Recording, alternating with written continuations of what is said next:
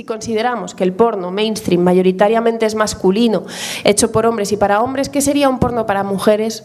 ¿Qué sería incluso un porno feminista, ¿no? Yo creo que hay una manera de contestar a esta pregunta, que hay una opción, que es decir de alguna manera que el porno tiene que tener la tarea política de ser subversivo. Es decir, que el porno tiene que hacer representaciones destinadas a romper o a dinamitar las normas. Podríamos decir que, por ejemplo, eso es uno de los objetivos del posporno.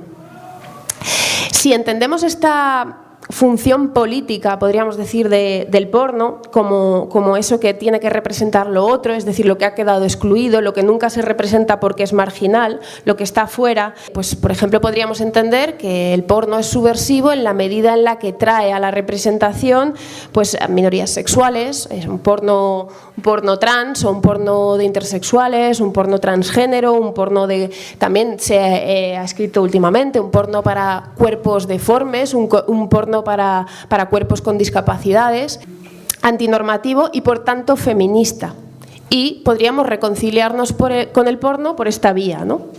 Pero yo creo que esta postura, y aquí es donde empiezan los problemas, tiene ciertos riesgos, corre algunos riesgos. Corre los riesgos, de alguna manera, yo diría, de normalizar o generar otro tipo de normatividad. Y es el riesgo de trazar una distinción por la cual lo marginal, lo transgresivo, lo subversivo, lo que rompe con la normalidad es lo bueno, es lo feminista. Entender que los sujetos marginales, los sujetos trans, los sujetos intersexuales, son identidades más libres que los sujetos que están, podríamos decir, en el centro, ¿no? En el centro de la norma, que han sido constituidos por la norma. Es decir, que hay unos sujetos que reproducen el orden social, por ejemplo, una mujer heterosexual o un hombre heterosexual, pero que hay sujetos marginales en el borde exterior, ¿no?, de la sociedad que, sin embargo, tienen una capacidad subversiva y son más libres. Si un transexual sale desnudo y exhibe su cuerpo, no nos parece que plantee ningún tipo de problema, ¿no? Creo que se mide de manera muy distinta la desnudez de un transexual que la desnudez de una mujer heterosexual. Recuerdo que esto lo pensamos un poco en el área a raíz de lo de Cristina Pedroche, ¿no? Cuando Cristina Pedroche sale con un vestido y semidesnuda, de alguna manera vuelve el debate sobre la desnudez de las mujeres y sobre si las mujeres cuando se desnudan públicamente se convierten inmediatamente en sujetos, en objetos sexuales, o si por el contrario pueden seguir siendo sujetos a pesar de que ellas se desnuden públicamente. Bien, pues creo que un transexual o un intersexual se le pone mucho menos en duda como sujeto cuando se desnuda. Y esto es paradójico para el feminismo, desde luego, y nos plantea, yo creo, que un problema.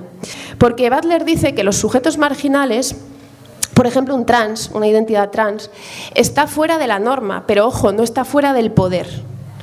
Para Butler, fuera del poder no hay nada, y esto es muy importante. ¿Qué quiere decir esto? No hay ninguna fuera del poder, no hay ningún lugar prístino, inmaculado, desde el cual se puede luchar contra el poder.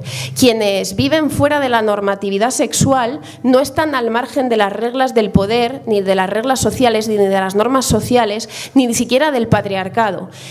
Butler vino a decir, tan constituido por el poder y por la norma está un transexual como una mujer heterosexual.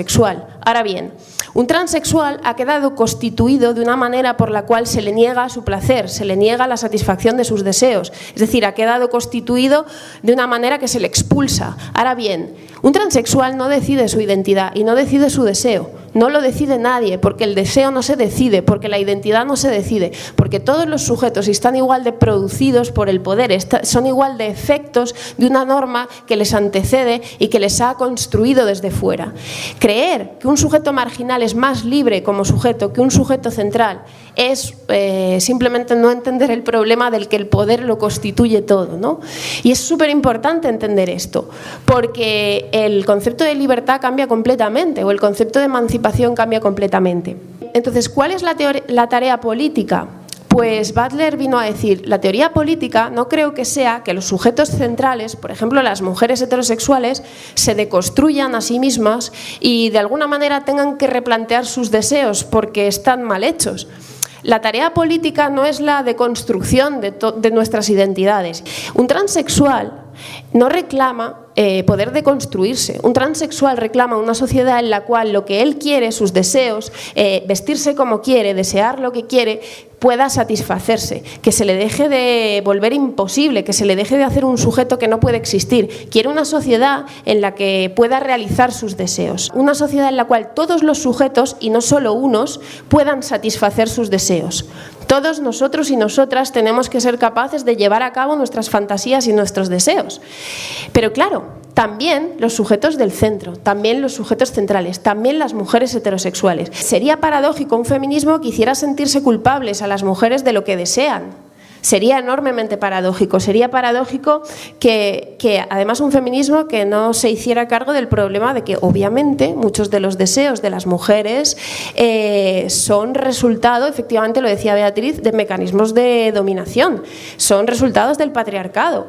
Que muchas mujeres, sus fantasías sexuales son fantasías de dominación. ¿Qué sería luchar por la emancipación de sujetos como por ejemplo una mujer heterosexual cuyo deseo ha sido construido por el patriarcado y cuyo deseo, por ejemplo, es ser un objeto en la relación sexual? Ese es el verdadero problema incómodo y necesitamos un feminismo que lo piense. Podríamos decir, no lo hay, no hay una emancipación sexual de esos sujetos. Yo creo que sí. Yo creo que sí que lo hay y yo creo que, insisto, no pasa porque esas mujeres cambien de deseo o se deconstruyan o tengan que inventarse uno porque ese está mal. O tengan que pensar que son absolutamente esclavas del patriarcado si les gusta ser objeto pasivo en la cama.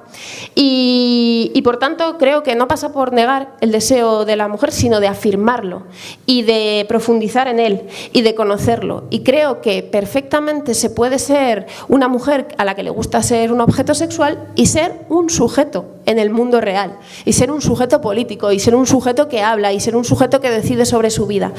Y esa distinción sí que es una tarea política del feminismo y tenemos que hacerla, porque creo que la emancipación de muchas mujeres depende de ella. Así que, como decía también antes Beatriz, yo creo que encima que vivimos en un mundo patriarcal y que tenemos mucho que pelear ahí fuera para que no sean los hombres los que cobran más que nosotras, no sean los hombres los que hacen política en vez de nosotros, nosotras, etcétera, etcétera, pues creo que el último de los peores negocios que podríamos hacer es encima quedarnos sin nuestros deseos y quedarnos sin nuestras fantasías. Yo no estoy dispuesta a eso y creo que hay que hacer todo lo contrario.